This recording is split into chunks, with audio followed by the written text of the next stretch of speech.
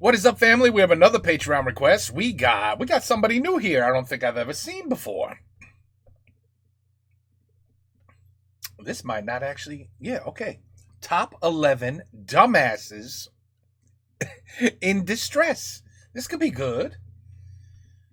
Nostalgia Critic. Okay. Hello, I'm a Nostalgia Critic. I remember it so you don't have to.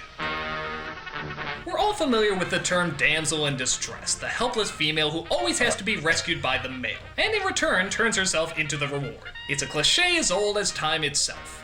But in recent years, it's gone through sort of an equal rights movement. We've discovered that even males have to be rescued once in a while, and that truly, stupidity knows no gender.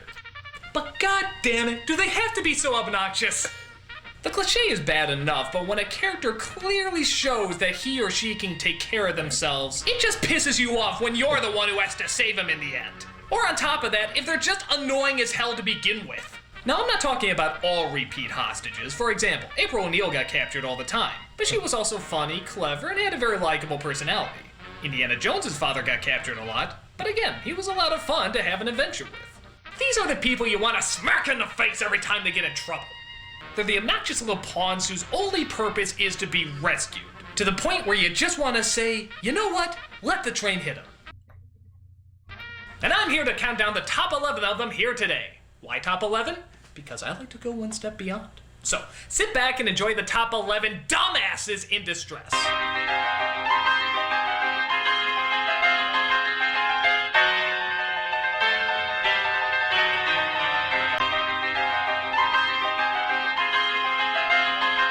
Crazy that this was this was a thing.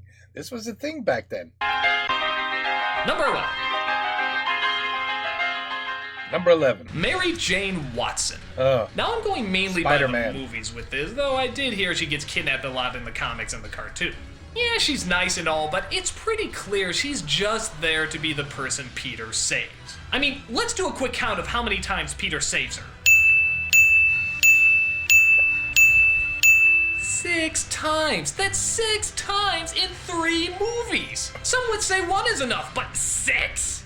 Hell, one time was actually in a lunchroom. A fucking lunchroom! Are you kidding me? She can't even eat without somebody having to save her? We honest to God have to protect her from her own food? Put traffic cones around that apple juice. That shit is lethal. How about the fact that the reason Peter stays away from her is because he's afraid that if the enemies find out who he is, they'll kidnap her?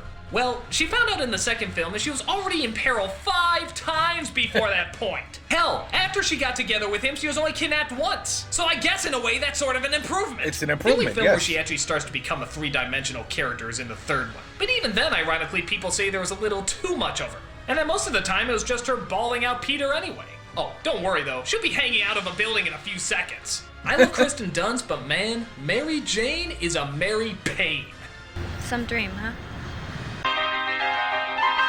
Number 10. Kaye from Quest for Camelot. Uh-oh, never seen this. Okay, this chick wants to be a knight at a time when women aren't allowed to be knights. Well, good for her going against the norm and wanting to be strong. But the only problem is she isn't strong. And I don't mean physically, I mean in any sense. All she ever says is how she's going to be the world's greatest knight, and yet every other second she always has to be rescued by a blind man. A blind man. Blind man! Well, maybe you could say she was just starting out, and she only got better as time went on. But no, she gets captured again and has to be saved this time by a chicken. A friggin' chicken! And poulet, a chicken. Lanebeak, at your service. Lady, if you're put in situations where a blind man and a chicken can do better than you, maybe knighthood shouldn't be your first option. Yes. Well, I see no reason why I can't come along. I can think of only one time where she saved the blind guy, but that's it. Every other time, it's just her getting captured and yet still boasting about how she's gonna be the world's greatest knight. Young lady, you definitely need a career change. I want to save Camelot. Number 9. Number 9. Willie and Short Round from the Temple Ah, yeah. of Doom. Say what you will about the other Indiana Jones movies, but they had some kick-ass leading ladies. Marion? Awesome. Dr. Schneider? Awesome. That Russian dominatrix? Weird, but still awesome. Yes. And then you got Willie. That pain in the ass who never shut the fuck up. We're not sinking! We're crashing! She contributes nothing, constantly has to be saved, and all she does is bitch and moan throughout the entire film. Wait a second, Andy! I can't go to Pancot! I'm a singer! Oh, I need to call my agent. Oh, now that's a lady I want to fight for. Yeah. The biggest trouble with her is the noise. She's so annoying that Indy would rather make out with naked statues. Hey, at least they're quiet. Hey, I'm right here. But she's not the only one who's a pain in Kali's balls. Short Round is also an obnoxious little fortune cookie. Okie dokie, Dr. Jones, hold on to your potatoes! I don't know if it's mean to say or not, but his accent drives me nuts. Actually, I take it back. It's not the accent, it's the fact that he screams every line with that accent. You say to stand against the wall! It wasn't me! It's you! Wake up! God, shut up! Let's go! I never realized that. He does scream all his lines. I could watch that scene where he gets smacked like a bajillion times. Joy! I also love that scene where he breaks through the bridge.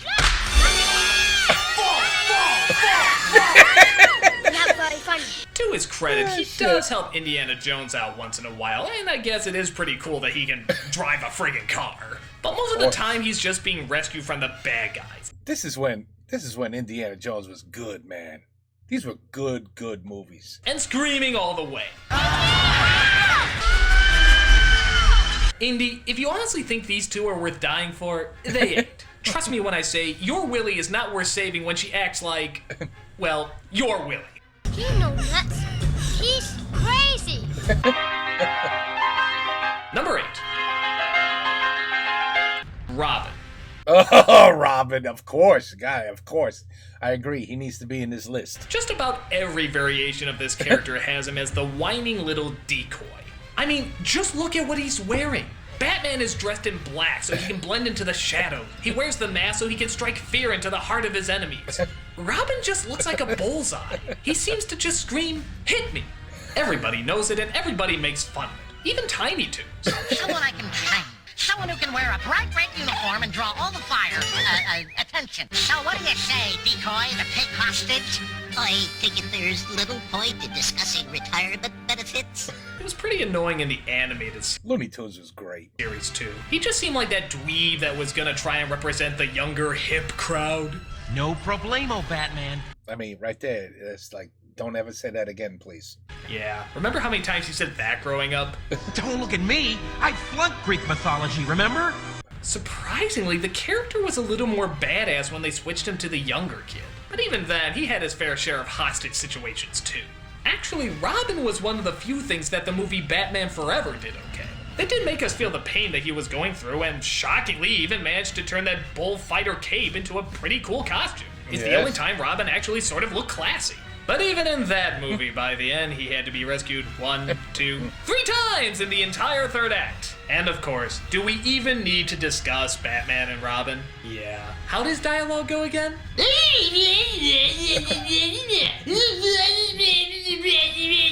Well, he may be the world's most famous sidekick, but he's also one instance where you just want to say, maybe I should let him drop. Holy migraine! Holy migraine. Number 7. Inspector Gadget. Oh, Yeah, let's ignore that piece of dick movie and just focus on the cartoon. piece of dick movie. Somebody watched the movie? Never. The cartoon? Yes. I remember the cartoon. Man, that's a long time ago. My God. I wasn't crazy about it. It was just like if there was nothing else on, I'd watch it. Inspector Gadget really pisses me off because he has all the power in the friggin' world. He's like RoboCop times 10. He has every gadget for every problem. And what always ends up happening? His damn 10-year-old niece always has to save him. I think I know what they're up 10-year-old niece. to. Good God, why didn't they just give her all the cool little gadgets? I mean, true, she has that book and that watch, but couldn't they just put all that stuff in an intelligent person? In fact, how cool would it be if Penny got all those gadgets? Pretty fucking sweet. As much as Penny always had to rescue her uncle, it was sort of a strange circle of abductions they had going on. When Inspector Gadget gets in trouble, Penny has to save him. When Penny gets in trouble, Brain has to save her. But when Brain gets in trouble, Corporal Cape Man has to save him. But if Corporal Cape Man gets in trouble, well, the fucking world blows up. Bottom line, just don't rely on this idiot. He's a fucking lemming. I guess he made the show fun for kids, but man, someone seriously needs to give this inspector a clue. You can count on me, Chief. I'm always on duty. Number 6. Lois Lane. Of course. Well, you know, you can't have a dumbass in distress without mentioning her. A lot of this depends on what version you go to, though. If you go to the older comics, she's just a dimwit who needs rescuing. Like a white show, dimwit. Old cartoon, dimwit. By the time the movies hit, though, she was a little bit more developed and grew much more attitude. The same thing can be said for the animated series, where they turned her into a much more cynical and enjoyable character. But you could make the argument that this only made her worse. In the old days, it was just common for women to just be the reward for the man, and therefore be underdeveloped. But with the movie and the cartoon, they developed her as a tough, no-nonsense person. She would do anything to get the story and was determined to put her all into it. So really, her getting kidnapped all the time doesn't make a whole lot of sense. I guess the idea is that she's way in over her head, but they establish that she can be really smart. And a smart person wouldn't constantly need someone to save her. She could probably take care of herself. By doing this, she becomes less of a character and more of an annoyance. You just want to say, dude, don't go in. That was a good Superman. I gotta, Superman 1, 2, and 3 with Christopher Reeve. I mean, that was Superman. That was good. There, you know what's gonna happen. Take the hint. This also makes her maybe a little bit too reliable on Superman. For someone so smart and independent, she sure is willing to just throw herself for him, isn't she? They even poke fun of how many times Superman rescues her. You just hold on that little lady and you'll be along. Miss Lane. Lane? Lois Lane? The one Superman always saves? Afraid so. At least with April, you sort of knew she was greedy and probably deserved what was coming to her. On top of that, she served as the hero's means to interact with the human world. Lois's job just seemed to be to get caught, and then report on it. I admire later versions for trying to make her more three-dimensional, but maybe that just makes her stupider. I hate to say, I've gotten used to it. Number 5.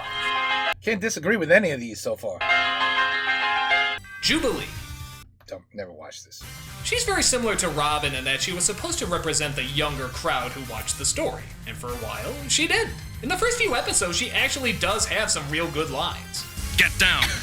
I don't have a whole lot of choice. I mean, sure, she got caught a lot, but she was starting out, too. But by the time the first season went by, not only was she getting caught a lot, but she was a whiner. Are you blind? Is this gonna take long? What is your problem? He's on our side! With Robin, you sort of knew he was dead on arrival. You know he's never gonna connect with a younger crowd dressed like that. And plus, a grown man hanging out with a little kid. Kinda creepy.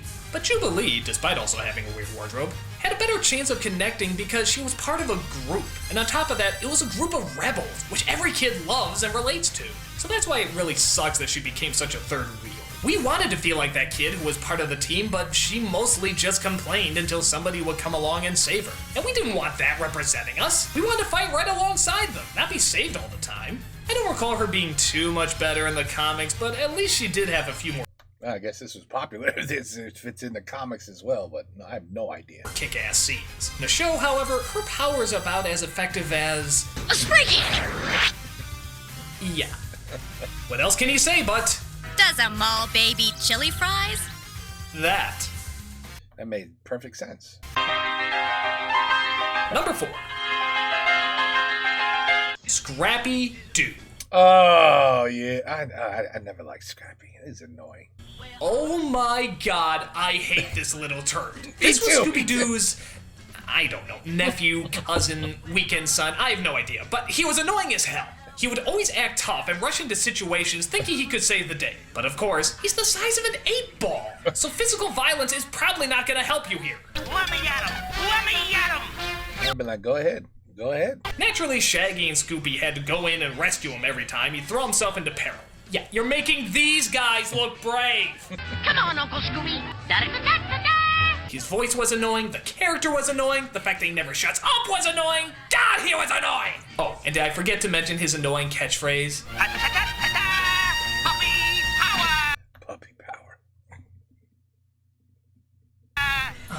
God, first the Pound Puppies movie, now this? When are you gonna learn that catchphrase isn't gonna catch on? Scrappy Doo!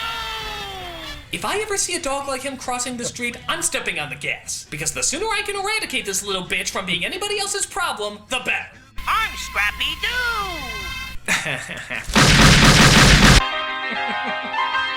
Number 3. Oh man, are we going into the list of like, is it 11-1 in annoyance? Jar Binks. As if I even need to go into much detail. He cemented himself as one of the most annoying characters in all of cinema. But on top of that, he always has to have his ass saved as well. Even when they first meet him, they have to rescue him from something. That's a good introduction. You saved my again.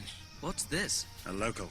I think the most I've ever seen him do in these movies is lead them to where the underwater city is. That's it. Everything else is either getting himself in trouble or getting other people in trouble. And then somehow this guy actually gets a position of government. Though I guess that makes sense, saying nothing but garbage, being terrified of people, and yet never listening to what they have to say.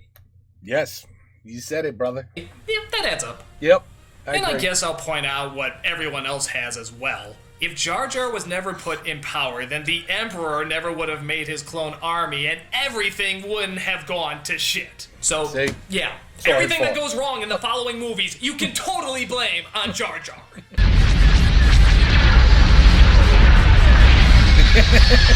What else do I even need to say about him? His voice sucks, the character sucks, he can't take care of himself, and he doomed all the galaxy. Fuck him. The ability to speak does not make you intelligent. Number 2. That's a good line right there. You know how many people I could say that to? Including my boss? Princess Peach. I could punch this broad in the face. Really, I could. How many times has this whore been kidnapped? Haven't they? And she's always like, oh, thanks. Once you save her, like, thanks. Let me give you a hug or a kiss on the cheek, and yeah, thanks. Up the security yet so that it doesn't happen anymore? And every time it does happen, she just keeps her pretty little smile. Tee-hee-hee, fuck you, bitch. I'm risking my life for you for the 20th fucking time. And don't you dare insult me by saying you're gonna bake me a cake. No, you give me a position of power, you fucking bimbo. I know more about this kingdom than you do. You see, I've been through it like a million times. You can't even stay around long enough to remember what it's called. I'm running the show now, Peach. I'm running the show. I don't know. I think it's just the attitude. The fact that she has no problem that you have to save her all the time.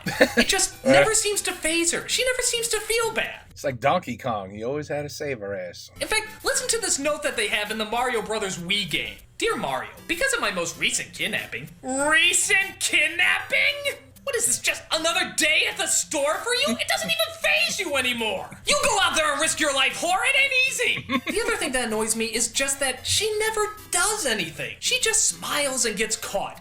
That's it. Oh, wait, there was Mario 2 where she could friggin' fly in the air. That was really cool. But guess what? That was a dream. It never happened. So that literally means she has contributed nothing in any of the Mario games. Okay, you got Smash Brothers and Mario Party and so forth, but come on, they're just go-karting and playing games. Hell, she uses a frying pan as a weapon. A frying pan and her butt. These are what women in the 40s use as weapons. Are you fucking serious? Now she'll be telling me her main weapon in a game is crying.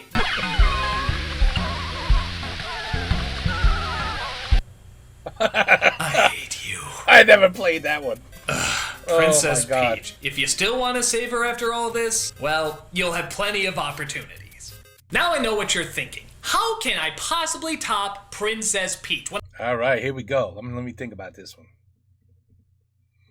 Let me think about this, man. I have no idea. What in the hell could be the number one most annoying character that constantly needs to get saved? I don't know. I'm out of ideas. One of the most famous damsels in distress of all time. But believe it or not, there is actually one worse. Who could it possibly be?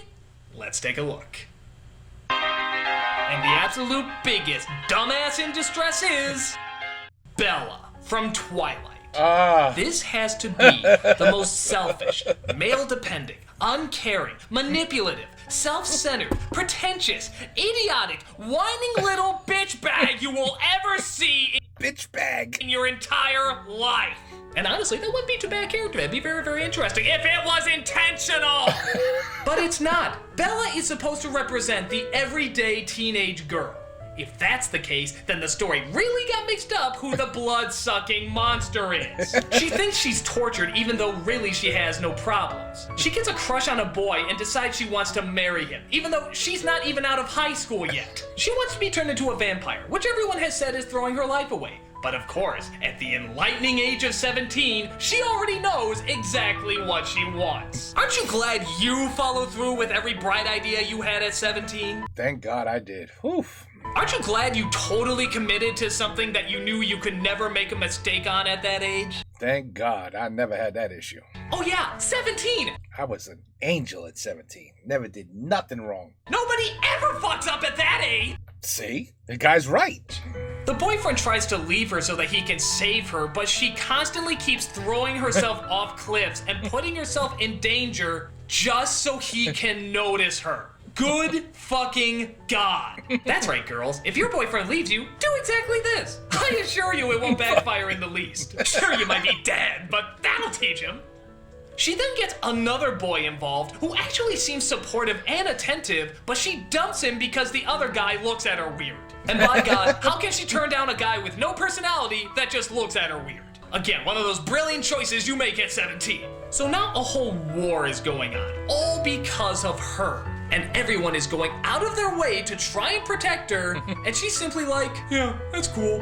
Oh wait, she does try to say once that she's not worth it, but that only lasts a few seconds. She then realizes that she is worth it, and is totally on board with having muscle boys carry her around everywhere. And just as her boyfriend finally agrees to marry her, imagine a boy being pressured into marriage. She dicks around with the other guy yet again. Oh my God. There was a French YouTuber who made fun of this movie so good. I mean, oh so good. My God. I have never seen a character more needy and more insecure. She is such a dumbass in distress that it's actually kind of scary.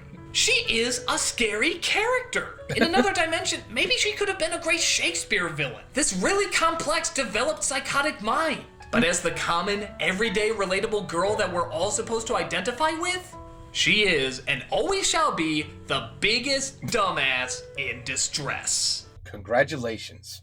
I'm the You made it to the top. Nostalgia Critic, and pray for these boys, people.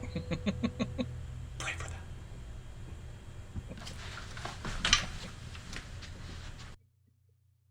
That was good.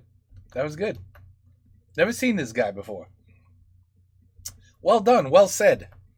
Really couldn't agree more. I would have never thought of that as number one. But as soon as the picture was thrown up, I was like, oh, hell yeah. Hell yeah. Robin, absolutely. Lois Lane, absolutely. The dumbass in Spider-Man, absolutely. Yeah, no, he got him right. And a lot of, some cartoons I'd never watched in my life, so I don't know. I can't agree because I don't know. Anyway, excellent video. A lot of dumbasses, a lot of dumbass characters. Think about it. Do we really even need Robin? It's just Batman. That's it. Like, why Batman and Robin? Robin is not necessary. There's no need for a Robin. Just Batman. That's it. When you see, the big boys going at it, Superman, Batman, the Avengers, that whole group, there's never a Robin. Batman shows up, but say, hey, man, where's that little shit you always with? No, he's not here. Oh, okay. Like, yeah, it's true. Do you really need Robin? Period. Other than the fantastic Batman and Robin movies from the 1960s, was it? Or 70s? Fantastic. Those were so damn good. They were just so ridiculously bad, they were good. This is the best way I could describe it. Anyway, top 11 dumbasses in distress by Nostalgia Critic. First time I'm even hearing this guy. He's good. Take care. Maybe that's why he's got, whatever, million. I don't know. He's got a huge following. Take care. Peace out. Have a good night.